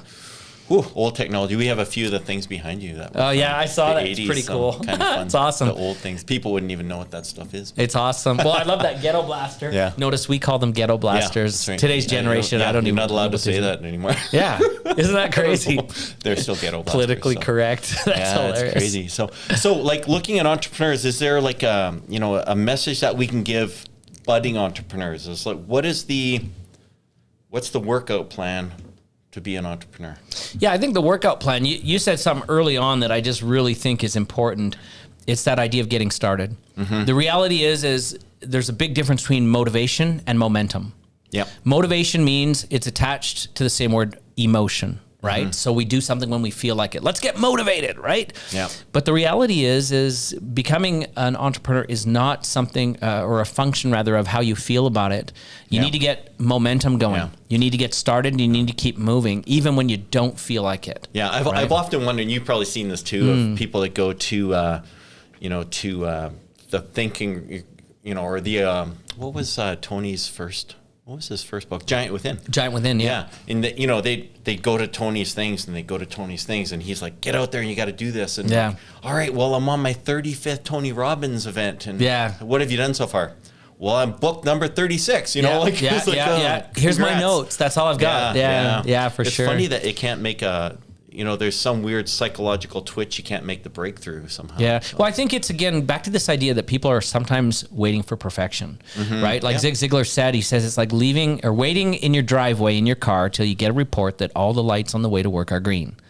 Right? And so you can't wait for that. And something that I shared in our first movie, The Opus, which I thought was interesting, is that just the simple idea that top achievers are not perfectionists, they're improvisers. Right. And so you just need to recognize that if you're ever going to do anything in this world, don't wait for it to be right. It will never be right.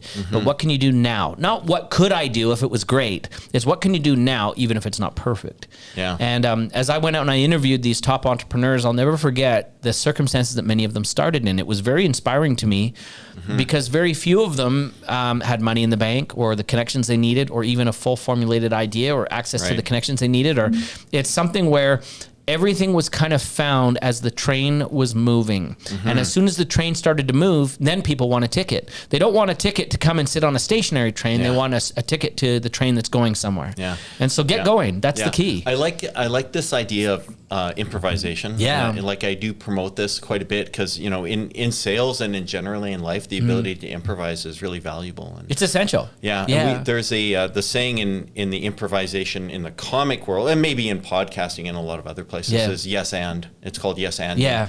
And you know, it keeps a conversation flowing. Because if you say something and I'm like, no, that's not right. You've stopped progress. Boom. We've stopped. It's funny because, again, in film and TV, I've taken an improv class, and it's yes and the crazier you can make it, the more fun it is for everybody. Yeah, you know, we've heard, you know, I wasn't on the set when they filmed things, but, you know, Sacha Baron Cohen's on set, and they just like keep the camera rolling. Yeah. Same with Rob Williams. They said, just let's capture this, right? Script. Yeah. If we need it, we'll get back to it. Don't worry. Yeah. And it's, you know, I think that's like, you're right. That's a pretty good quality of an entrepreneur and salespeople. I think that's also interesting because Warren Buffett once said that you can, you know, when the tide goes out, you see who's naked. You probably heard that quote before. Yeah. And the reality is that the pandemic has really revealed the difference between people who are business owners and those that are entrepreneurs. Right. Because some business owners just could not make the pivot. They could not adapt. They could not improvise. Whereas I've got a lot of friends who were entrepreneurs, and that pandemic was their best time ever. Is that right? It was crazy. Yeah. Right? Yeah, because it's like a pressure test, you know, like you're testing the systems, testing people. And the reality is anytime there's a problem in a marketplace, there's opportunities for solutions. Right. Are you going to be the one to provide them? Yeah. And it's funny, I was chatting with a friend of mine who's quite a wealthy real estate owner in Calgary, and he owns a lot of properties up and down McLeod Trail and this kind of thing. And so as I was talking to him a little bit about his challenge during the pandemic, right? He said, well, what comes after a problem? And I said, I don't know. And he goes, no problem. So he goes, all you got to do is recognize the cycles and hang on and have enough capital again to keep you through the problems. Yeah. So because there's always going to be no problem. And he pointed out that the fact that he had a lot of assets and things that he could, you know, leverage at this point. He goes, yeah, I'm buying everything right now. Yeah. You know, it was a crazy one. You know, Paul Vickers from the Cowboys. And not personally, but So I think I met him once. I don't know where this came from. He's running nightclubs. Yeah. And then suddenly he's into like water retention and damming and like flood control. Like, who would have thought that? And then New Orleans floods. Interesting, yeah. Oh, man, he created the solution just before, and you know he did well with that. Well, it's very interesting too. And you know what's interesting is where one person starts isn't always where they finish, which is also interesting too. Like I know this is kind of a weird way of looking at it, but now I'm starting to break into more Hollywood mainstream movies. I mean, we've done a lot of personal development. I've done some mainstream in front of camera, but I've never been the money behind it, right? Right. And so I look at what's the low-hanging fruit of the film kind of idea that I could make that's not going to be, the way I measure is what assets do I already have in place? Yeah. Right? And then what connections do I already have that are going to ensure the likelihood that this could be successful? Right. And so funny enough, I go from these feel-good personal development movies that I've actually got a script right now called Creepy Zombies. So it's totally different, right? It's totally a different world. That's the working title so far. Actually, you know what? We own the domains and everything else. So I think cool. that's what it will be. But it's just so weird that that's quite the pivot, right? Yeah. Right? Instead of you feel good about yourself, you can do this. It's run for your life, protect your brain, right? Like, I mean, it's like the whole zombie thing. It's an interesting psychological thing that we have this desire for. True. To be part of some weird way because it's exposing some piece of our humanity. Always it does. Weirdly, right? Yeah. So, Fear finds you. That's what they say. You know, this is super off topic, but I maybe you watch The Walking Dead. Yeah. And at the beginning of the shows, it's like everyone's running from zombies and then they're, you know, like if there's one zombie, you know, away, you're still like, oh my goodness, this is a terrible situation. By the end of the whatever season they get to, and it's like, you and I are having a conversation, a zombie walks in, I grab a pen, stab it in the head, and we just keep talking. Yeah. It's like, whatever. Yeah, we'll get to you. Can you hang on for a minute? Can you wait? Yeah, exactly. But it's funny. But I mean, life is such a wild ride. And this is the other thing maybe with entrepreneurs that is worth looking at, kind of back to your question a little bit, is if people were to talk about entrepreneurs, there was a study that was done a handful of years ago that said the average person has about 6 ideas that could turn into a multi-million-dollar company every year. Wow. The reality is entrepreneurs are different than that. Entrepreneurs have what I call ADD HD, which is ADD in high definition. High def, yeah. Yeah. Right, perfect. And so I'm the same way. As you notice, we've talked about a bazillion things today. And even everything from zombies to, the books that we love to the, fill in the blank. And I think that that's something with entrepreneurs too, is that they're visionaries, but they also, I don't want to say all of them, but they sometimes can't be contained. They're bigger than the environment that they live in. Right. And so back to this idea, how do we find a team to assemble that? In fact, one of the things that my team kind of jokes of, and I don't know if I should take this as a compliment or just nod my head and say, yeah, I guess it's true. Yeah. But I'm really good at bringing an idea, creating chaos, and then just getting other people to come in and sort it out. Figure out how we'll make money out of this, guys. Yeah. Here's a fun idea. Yeah. Now I'm out of the way. I think a lot of people around me they get that from me. Is like, Craig's going to create some trouble and we got to figure it out. Yeah. Can we lock him in his office somehow? Right? Like this would Yeah, exactly. Let's just buy him a plane ticket and send him on holidays for a few months. Right? Like, just get him out of here. If they ever did that. Yeah, it would be awesome. Yeah. So tell us about what's, you do this on, you're doing some podcasting on, or is this a live seminar? These guys who are on here, every Tuesday and Wednesday we do 2 different training sessions for people. Today's is what we call, the Entrepreneur Challenge, or the Income Stream Challenge, the Certified Entrepreneur people. And I've got people from around the world that tune into this. On Tuesday, we do something a little different because I work with a lot of people who are thought leaders, coaches, course creators, all these kind of things. Because it's a world that I fell into, but I happen to be pretty good at it. Yeah. And so we've got people from all over the world, and I have special guests that come on the Tuesday one. Like we've had Jack Canfield, Les Brown, Dennis Waitley, John DeMartini, Joe Vitale, all the gang from The Secret, people that and they come in and they share kind of how to grow a speaking business. So they're not doing the regular motivational, hey, this is what you do to get motivated and pumped up. It's no, this is what you do to build a business in this space. Right. Yeah. So we do that 2 times a week. And then, right now that COVID's going away, we're planning some more events. So the movie that we just put out, How Thoughts Become Things, has a lot of these big names in it. So if you like The Secret, we brought back guys like Bob Proctor and all those guys talking about how your thoughts really do become things. So now that pandemic's done, we'll probably do a screening in town here. Right. But we've got a variety of other locations. I've got coaches that support it, and everywhere from London, England, all the way to Perth, Australia, to Bali. That's awesome. Yeah. And how do you distribute this? Like you do? What we've decided to do with this particular film, and each film is a little different. So I've had traditional distributors on the other films, but now we've decided, so for example, I had an opportunity to have this film go on Netflix. Okay. But the problem is I cannot capture the data. So I don't know how many people are watching the film, and I can't connect with them. Whereas with How Thoughts Become Things online, we sell it. People can buy the movie, but there's also a variety of other upsells that we can sell. And also now we've got the data, so I can market my next movie to them in this space. Right. And we can also invite them to live events. Right. So is that what Netflix does? Is that they're looking for... They're always looking for content. It's got to be good content, though. But again, what they do is they basically pay for the use of it for broadcast rights for a certain territory. Gotcha. Right? So, let's just say hypothetically they give me $100,000 and they say, we'll take your movie and we'll put it in territory Canada and US. Yeah. Right? Well, I've got my $100,000. That's it. I can't really even check the numbers to see how many people watch the film. I'm out of the loop now. And you don't own it at that point? Well, they own the broadcast rights. You'll always own, again, the intellectual property of it. So once that broadcast expires, I can take it elsewhere or renew the license with them or whatever it is. And sometimes the license that they might have might not be exclusive to them. I could maybe take to iTunes or somewhere else. Yeah. But with How Thoughts Become Things, I chose to retain the license. So in comparison to, say, doing 100,000 through Netflix, I can now bring them in and get all the data, and like how much could I make out of that data over the next 10 years? Yeah. Right. So, for most entrepreneurs, what you're doing is, it's certainly further out, let's say. But sometimes. Like, how important is, just doing maybe what we're doing, or maybe just getting on LinkedIn and doing a video or Facebook or whatever? I think you got to find kind of where your groove is and where your audience is. So I personally like to do podcasts and media and interviews because I also have a way to repurpose them for my audience. So for example, we just, prior to the pandemic, I did a training in London, England called Your First Million's on the Way. And I took one of my segments from Fox where I was talking about a book that I wrote in the Guerrilla Marketing series called Guerrilla Millionaire. And so while everybody's coming back from lunch, I just have my team run the video. And, and now I've got extra time to get ready and prepped, and we use that as a training tool. Or if I've got, say, an event that wants to bring me out, I can send them a link from that video on YouTube. And we've got tons of stuff on YouTube. You just type in my name, you'll see all the media that's there. So I can use that to also open doors and so forth. So the reality is I think any kind of exposure is great, but you need to learn how to use it. Yeah. And by the way, also this idea used to be that any publicity is good publicity, even if it's bad publicity. I don't agree with that.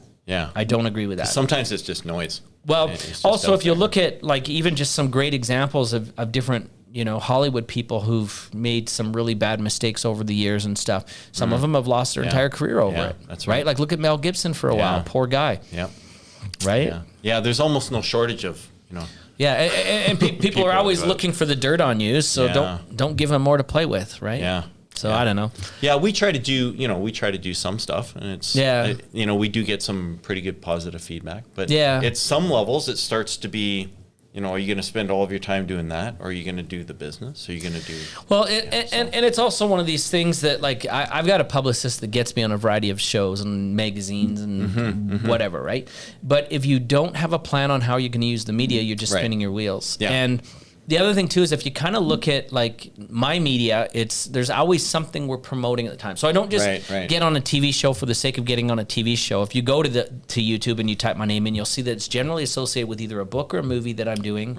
And then sometimes program launches, but obviously, media doesn't like to cover a program because they know you're selling something. And then sometimes it's just friends that I have that I will come and do a show because they requested it. So, there's a few that we'll do, but you've got to find your way. Like, I think some people, their business really thrives by having a podcast. But it's something where you've got to have a goal for it. There has to be a reason. It's your why again. Back to your why.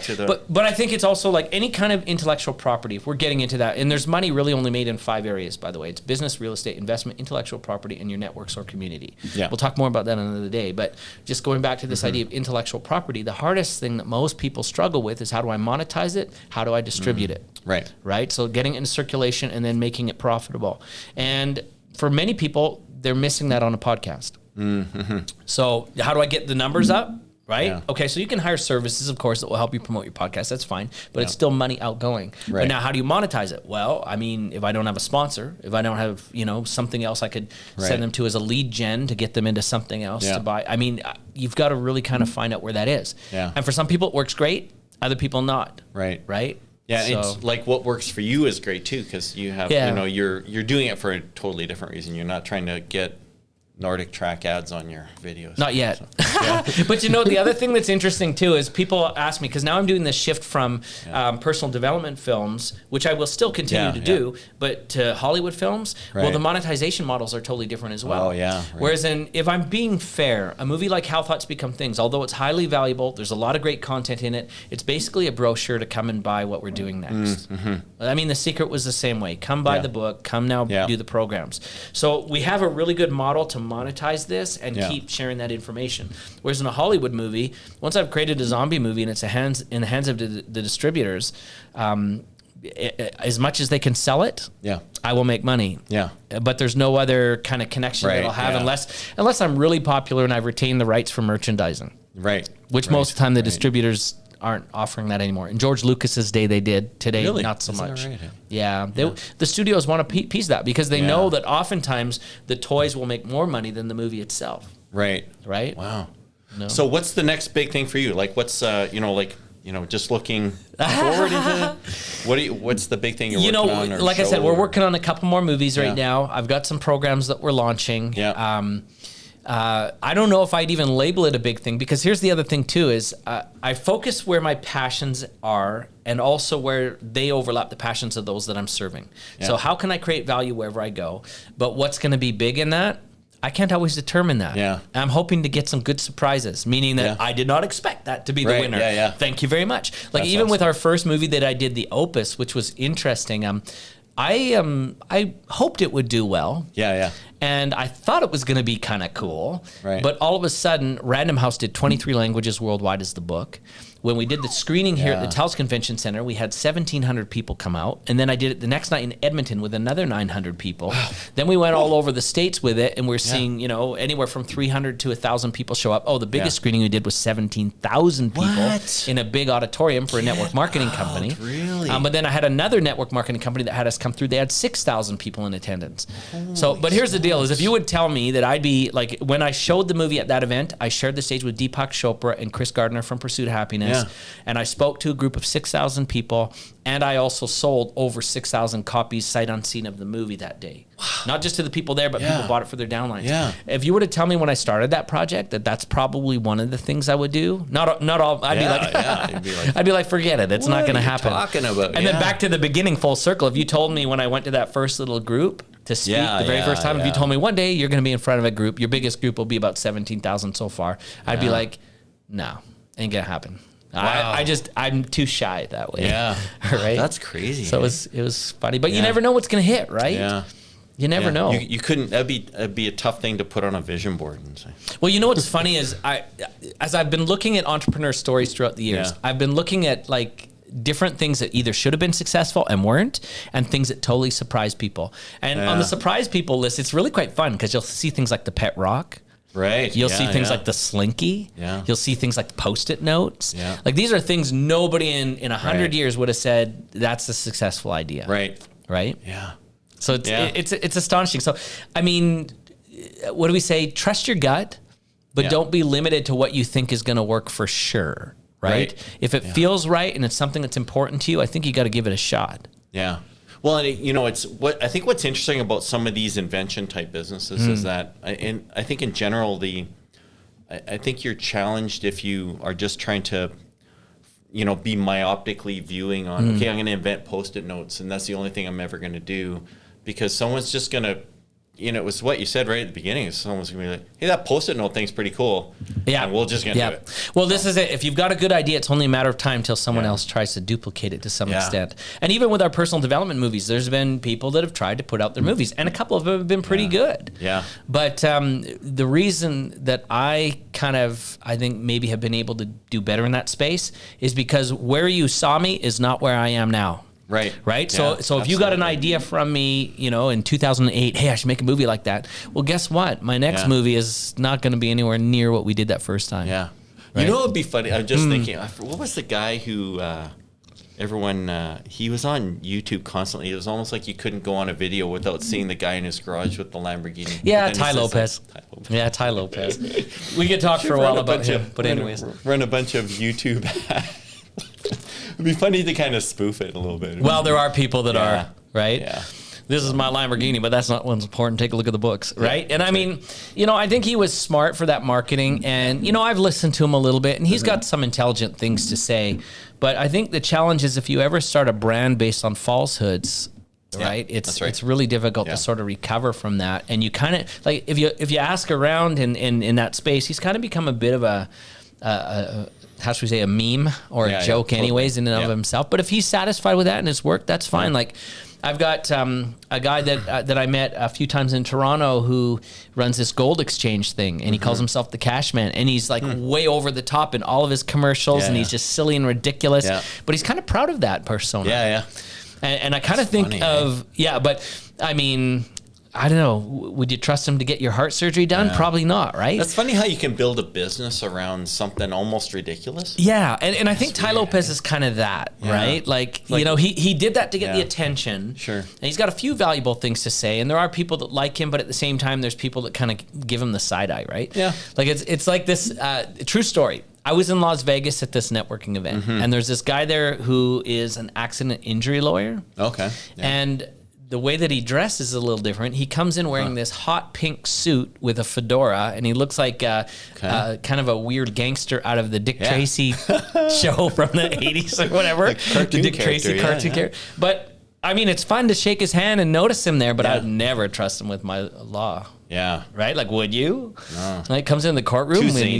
Just too zany. It's out there, right? So even in business, it's important to be different, but it's important to not be weird, too. Yeah. Right? The difference has got to be meaningful to those you serve. There was some guy that was, I don't know, motivational speaker, but he was a speaker, you know, on tour, and his bit was that he never wore shoes on stage.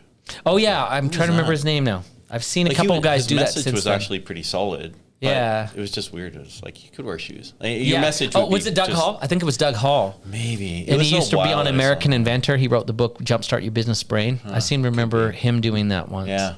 Yeah. It was a shtick. Yeah, exactly. That's all. But you know what? Here's the deal: is you know, in my opinion, gimmicks without kind of value are just that. They're just gimmicks, right. yeah. And if you think about it, what are you really doing? Are you building a brand or a promotion? Right. Right.